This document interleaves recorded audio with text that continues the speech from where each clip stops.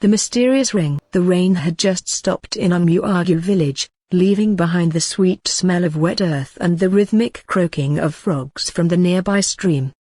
The clouds still hovered lazily in the sky, and a cool breeze danced through the tall palm trees. It was on that kind of calm evening that Nwakaego's life changed forever. She was only 19, the daughter of Maziuk, a well-known palm wine tapper whose laughter could shake a market square.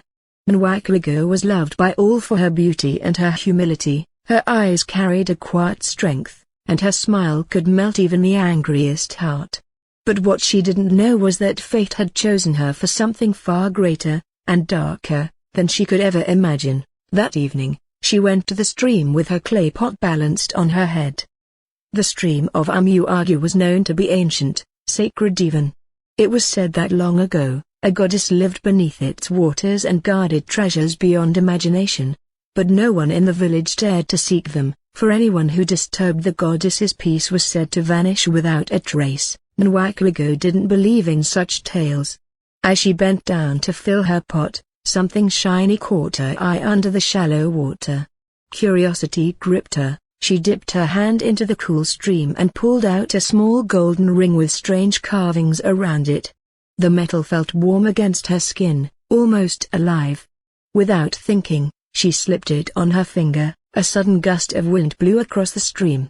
The trees swayed violently, the birds scattered, and Nwakaego's pot broke into pieces. She stood frozen, her heart pounding. Then everything went still again. She looked at the ring. It glowed faintly, like an ember in the dark.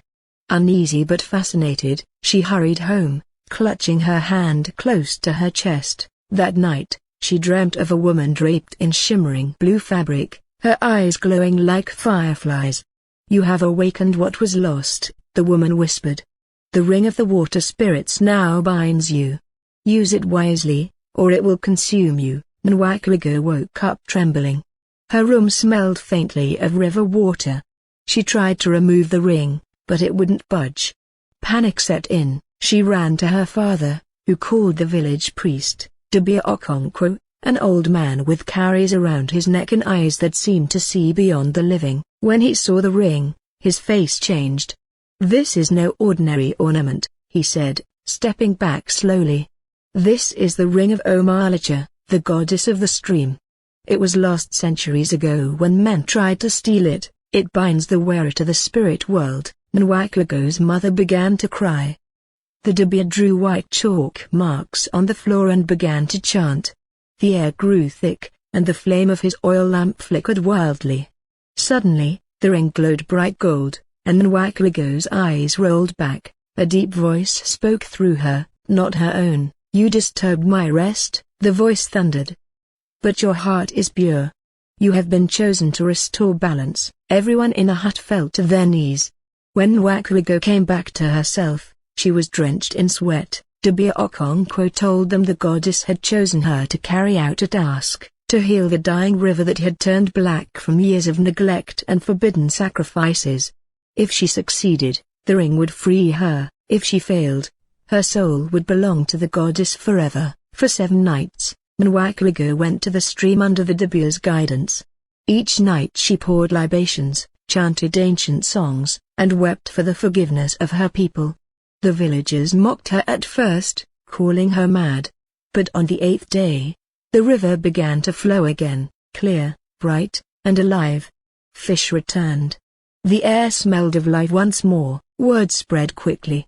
People from neighboring villages came to see the miracle.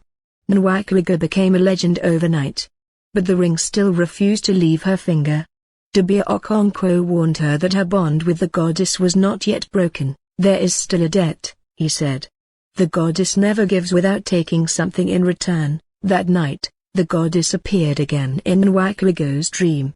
"You have done well, my child," she said. "But balance demands sacrifice. To free your people, you must stay with me beneath the waters." Nwakaego wept. She thought of her parents, her friends, the laughter of the market, the songs of the birds. At dawn, she dressed in white, tied her hair with palm fronds, and walked alone to the river. Her mother's cries echoed behind her, but she did not turn back. She stood at the edge of the stream, lifted her hand to the sky, and whispered, "Let peace remain in Umuagu." Then she stepped into the water. The river swirled and glowed golden. The villagers who ran to the scene saw her figure sink beneath the waves, her face calm, almost smiling. When the water settled, the ring floated briefly on the surface, then disappeared into the depths. From that day, no one dared to take anything from the river again. It flowed clear and strong, feeding their farms and their lives, and every evening, when the sun touched the horizon, the villagers swore they could see the faint outline of a young woman by the water, her hand raised, a golden light glimmering where her ring once shone. They called her Nwakaego, the river bride, the girl who gave her life to save her village.